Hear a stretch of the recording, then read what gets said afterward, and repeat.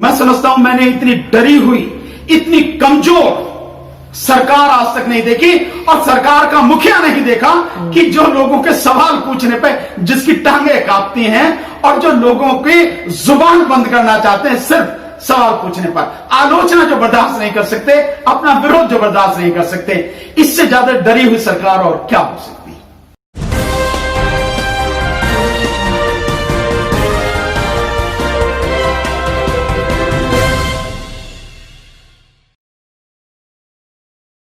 मैं समझता हूं मैंने इतनी डरी हुई, इतनी कमजोर सरकार आज तक नहीं देखी और सरकार का मुखिया नहीं देखा कि जो लोगों के सवाल पूछने पे जिसकी टांगे कांपती हैं और जो लोगों की जुबान बंद करना चाहते हैं सिर्फ सवाल पूछने पर, आलोचना जो बर्दाश्त नहीं कर सकते, अपना विरोध जो बर्दाश्त नहीं कर सकते, इससे ज्यादा डरी हुई सरकार और एकदम रामराज है।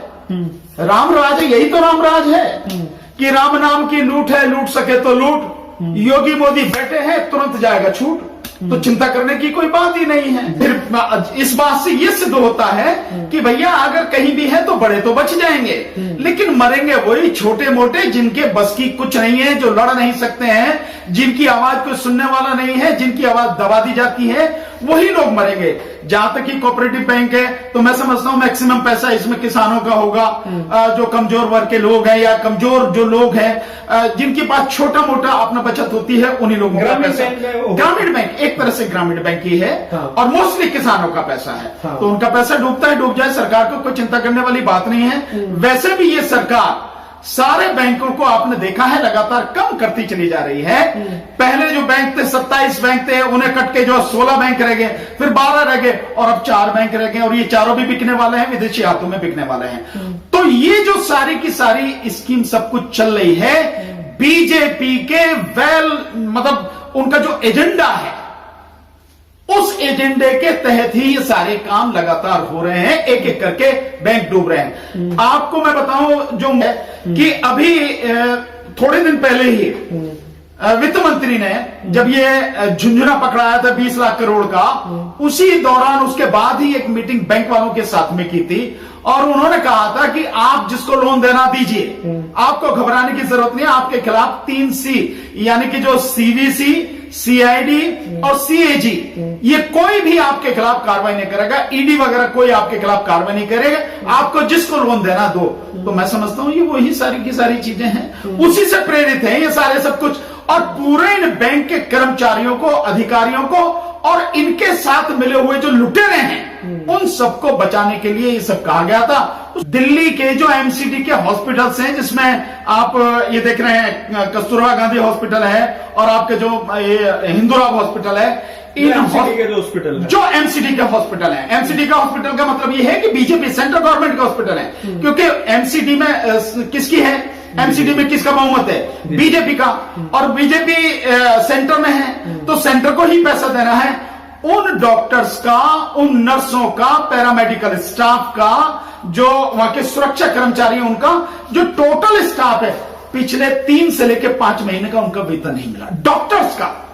और उन्होंने अब वो जो चेतावनी दी है कि अगर हमें 15 जून तक वेतन नहीं मिलता है हम सामूहिक रूप से इस्तीफा देंगे। मतलब कितने गंभीर हालात हैं, आप इसका अंदाजा लगा सकते हैं कि डॉक्टर्स को आप नहीं दे पा रहे हैं, तनख्वाह नहीं दे पा रहे हैं, PPE किट नहीं दे पा रहे हैं, नर्सिस को आप तनख्वाह नहीं दे पा रहे हैं, उनको सुरक्षा जो इक्विपमेंट चाहिए आप वो नहीं दे पा रहे हैं, और ऐसे में लगातार ये घोटाला।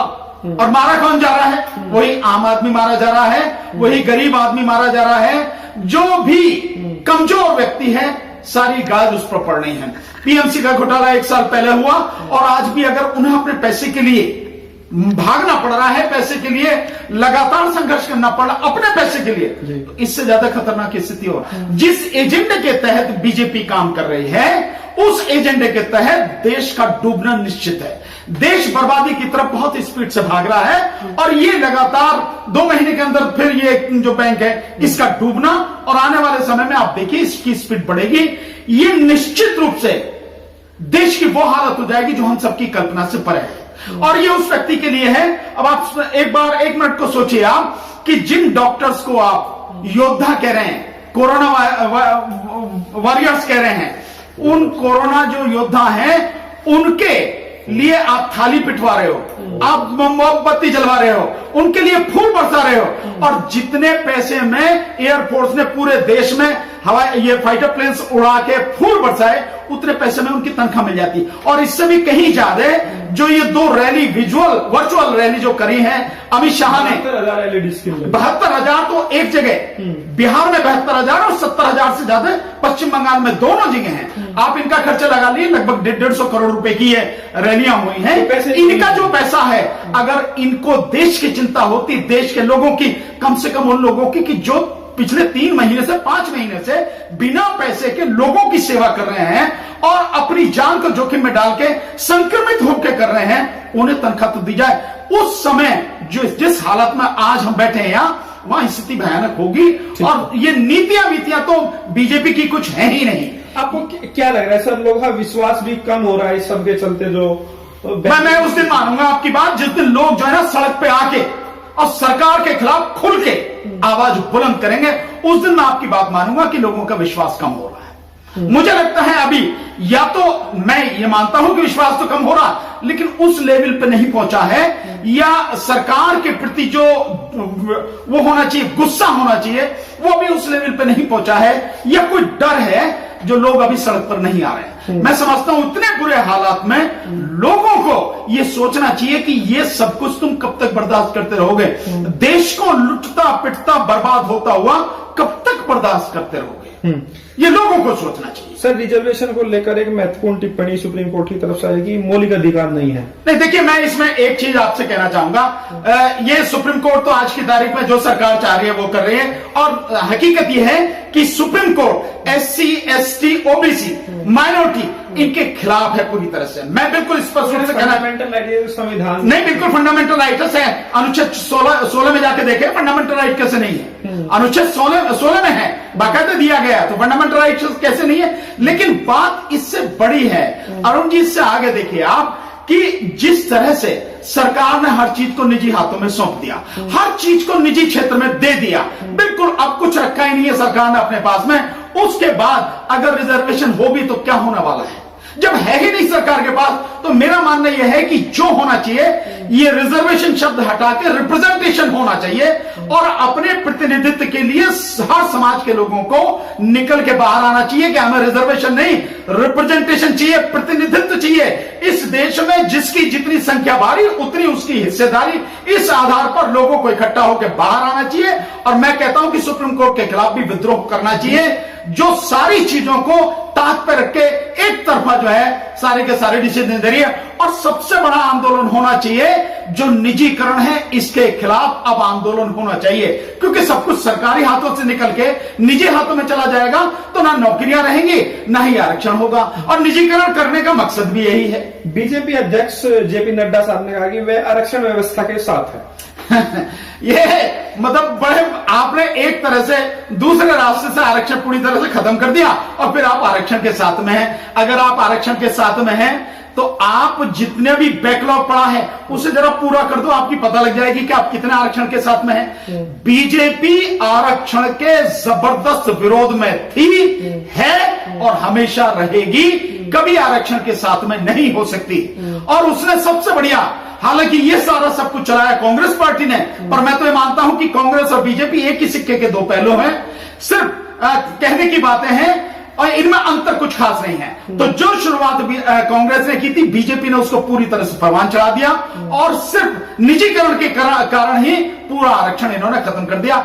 जरूरत इस बात की है कि निजीकरण पूरी तरह से बंद हो, ठेका प्रथा पूरी तरह से बंद हो, तभी जाके ये आरक्षण या रिजर्वेशन जो भी है बच पाएगा। अगर नौकरियां होंगी तो ही तो मिलेगा, जब नौकरियां ही नहीं है तो क्या होगा। आखिरी सवाल ये है सर, नौकरी की आप बात कर रहे हैं, लेकिन अगर इकोनॉमी नहीं है तो फिर तो सबसे बड़ा तो मुद्दा यही है। देखिए, इकोनॉमी की हालत सुधरे, बैंकों की हालत सुधरे, इसको लेकर आपका क्या कहना है? नहीं, देखिए, ये सरकार नहीं सुधारेगी। मैं ये नहीं कहता कि सुधर नहीं सकती, दुनिया में ऐसा कुछ नहीं है जो सुधर नहीं सकता। मानव सब ये कोरोना तबलीगी जमात जिम्मेदार है, कोरोना जिम्मेदार नहीं है, इसके लिए नरेंद्र मोदी जिम्मेदार है। मैं अगर सीधी सीधी बात कहूं, क्यों डरते इस बात को कहने से लोग? जब 500 केस थे तब आपने लॉकडाउन किया, और जब आप 3 लाख केस पार कर गए हैं सारा लॉकडाउन खुला हुआ हो सकता है फिर से लॉकडाउन लगे। निश्चित रूप से दिल्ली की जो हालत है, अगर आपने कल का इंटरव्यू देखा हो दिल्ली में उसका स्वराज एक्सप्रेस का, तो डॉक्टर के अग्रवाल हैं, बहुत ही रिनाउंड डॉक्टर हैं, उनका कहना यह है कि कम से कम 20 से 30% लोग दिल्ली में संक्रमित हैं। इस संख्या को अगर मैं मान लूं तो दिल्ली की आबादी 2 करोड़ है, तो तकरीबन 50 से 60 लाख लोग आज की तारीख में संक्रमित हैं, डॉक्टर के अग्रवाल की बात को अगर मैं सही मान लूं। इसी तरह से डॉक्टर हेमंत गोयल हैं, उन्होंने भी कहा कि संक्रमण का पता आप यूं नहीं लगा सकते क्योंकि टेस्टिंग प्रॉपर तरीके से है नहीं, प्रॉपर तरीके से टेस्ट कम हो गया। निश्चित रूप से सरकार छुपाने की कोशिश करें, और आप इसी को इस बात से अंदाजा लगा लीजिए कि जब गुजरात हाई कोर्ट में जो गुजरात का जो प्रिंसिपल सेक्रेटरी है वो जाके जब कहता है कि अगर हम टेस्टिंग करेंगे तो 70% लोग संक्रमित हैं, तो आप संक्रमण कितनी मतलब डीपली, कितने अंदर तक घुस चुका है, कितनी बड़े व्यापक रूप से है, आप इसका अंदाजा लगा सकते हैं। रही बात इसकी जो आप ये कह रहे हैं कि सरकार की इकोनॉमिक पॉलिसी और सरकार इसको बैंकों को ठीक कर पाएगी नहीं कर पाएगी, ये सरकार नहीं करेगी। मैं बार बार इस बात को कह रहा हूं, आज नहीं तो कल आप लोग इस बात को मानेंगे, लोग समझेंगे इस बात को, क्योंकि इनका एजेंडा हिंदू राष्ट्र का एजेंडा है। तो ये चाहते कि चंद मनुवादी लोग ही ताकतवर रहे, इसलिए पूरी संपत्ति सिमट के कुछ हाथों में जा रही है, देश की ताकत कुछ हाथों में जा रही है, और देश की बहुसंख्यक आबादी जो है वो पूरी तरह से कमजोर होती चली जा रही है। ना उसके पास नौकरी है, ना उसके पास पैसा है, ना उसके पास शिक्षा है, ना उसके पास छत है, ना उसके पास सुरक्षा है, कोई कानून उनकी रक्षा करने वाला नहीं है, कोई कोर्ट, सुप्रीम कोर्ट तक भी उनकी सुनने वाला नहीं है। इन हालात में ये सरकार, मैं स्पष्ट कह सकता हूं, ये हालत सुधारने की कोशिश नहीं करेगी। नहीं तो मैं नहीं मानता कि हालत सुधर नहीं सकते, बिल्कुल सुधर सकते सरकार चाहे तो, और इसके लिए बार बार कहा भी जा रहा है, सरकार अगर हालत सुधारना चाहे और इस इकोनॉमी के पहिए को चलाना चाहे तो उसके लिए सबसे बढ़िया ऑप्शन है, और कई अर्थशास्त्री उन्होंने कहा भी है कि सरकार को नोट छाप के लोगों को देने चाहिए। जर्मनी में यही हो रहा है, अमेरिका में यही हो रहा है, इटली में यही हो रहा है, ब्रिटेन में यही हो रहा है। जब दूसरे देश, दुनिया के इतने विकसित देश जो वो नोट छाप के इस हालात में दे सकते हैं, लोगों के खाते में सीधा पैसा पहुंचा सकते हैं, तो भारत में क्या दिक्कत है? भारत में भी सरकार को अगर वो चाहती है कि देश का भला हो, इकोनॉमी का पहिया घूमे, तो नोट छाप के लोगों के खाते में कम से कम 25-25 हजार रुपए लोगों के खाते में डालने चाहिए, ताकि लोगों की खरीदने की क्षमता बढ़े, और खरीदने की क्षमता बढ़ेगी तो फिर बनाने के लिए भी जो है कुछ होगा, उद्योग धंधे चलेंगे, और तभी फिर इकोनॉमी का पहिया घूमेगा। महामारी एक्ट के तहत जो पूर्व IAS है सूर्य प्रताप सिंह, उनके खिलाफ एक FIR दर्ज हुई है। उन्होंने ट्वीट किया था, यूपी सरकार से एक सवाल पूछा था कि जो ये टेस्टिंग है ये कम क्यों हो रही है, तो इसको लेकर आपको क्या कहना है? देखिए, मैं बहुत पहले को जो अरुण जी, आपको ध्यान होगा, मैं बहुत पहले जिस समय ये UAPA कानून बना था 1 साल पहले, ये सरकार के आने के तुरंत बाद जो उसमें बनानी था, जिसमें संशोधन किया गया था, और NIA को पावर दे दी गई थी कि जो भी मतलब NIA जिसको चाहे गिरफ्तार कर ले, जिसको चाहे अरेस्ट कर ले, और ज्यादा भी कुछ हो तो उसका एनकाउंटर करके खत्म करे कहानी उसकी। यहां तक कि वो सारी चीजें जिस तरह से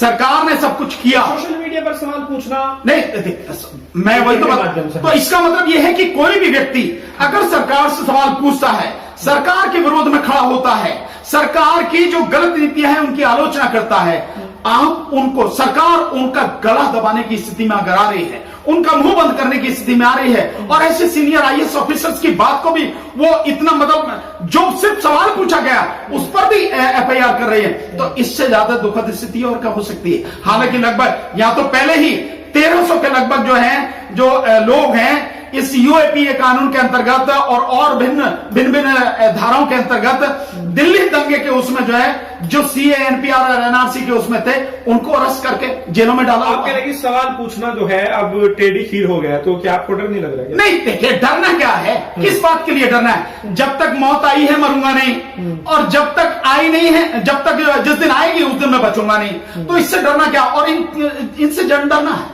सरकार की इन धमकियों से डरना है कि हम उससे सवाल में नहीं पूछ सकें। चलने दीजिए, देखते हैं कि सरकार में अत्याचार करने का कितना दम है। आखिर लोगों की भी सहन शक्ति देखेंगे कि कब तक चुप बैठे रहेंगे। अगर उनसे वो सरकार से सवाल पूछते हैं या कोई सरकार से सवाल पूछता है, सरकार की गलत नीतियों की आलोचना करता है, उस सब के बावजूद भी अगर लोग चुप बैठे तो देखा जाएगा कि कितने दिन तक चुप बैठे। राहुल गांधी ने जो है बॉर्डर को लेकर सवाल पूछा, भारत चीन बॉर्डर को लेकर जो खींचतान चल रही है, तो उस दौरान उनको ट्रोल किया गया। अगर देखा था आमतौर पर अगर कोई सरकार से सवाल पूछता है बॉर्डर को लेकर, विदेश नीति को लेकर, तो कहा जाता है कि ये देशद्रोही है। देखिए ऐसा है, ये तो बीजेपी का ये एक तरह से चरित्र बन गया है कि जो भी सरकार से सवाल पूछे उसको ट्रोल करो। और ट्रोल ये बीजेपी के आईटी सेल के कीड़े हैं जो मतलब इस सब का विरोध करते हैं। वो तनख्वाहिया कीड़े हैं बेचारे, उनको तनख्वाह मिलती है तो ये सारा सब कुछ करते हैं। तो उन कीड़ों से जो है किसी तरह के घबराने की जरूरत नहीं, तो होता ही है। और मैं समझता हूं कि जितना जबरदस्त आपका विरोध होगा, आप अपने आप को मानिएगा आप उतने ही बड़े ताकतवर हैं। इसीलिए सरकार डरती है, सरकार कांपती है कि कोई व्यक्ति अगर विरोध में बोल रहा है तो आगे सरकार की स्थिति क्या हो जाएगी। मैं समझता हूं मैंने इतनी डरी हुई, इतनी कमजोर सरकार आज तक नहीं देखी, और सरकार का मुखिया नहीं देखा कि जो लोगों के सवाल पूछने पे जिसकी टांगे कांपती हैं और जो लोगों की जुबान बंद करना चाहते हैं सिर्फ सवाल पूछने पर। आलोचना जो बर्दाश्त नहीं कर सकते, अपना विरोध जो बर्दाश्त नहीं कर सकते, इससे ज्यादा डरी हुई सरकार और क्या हो सकती है।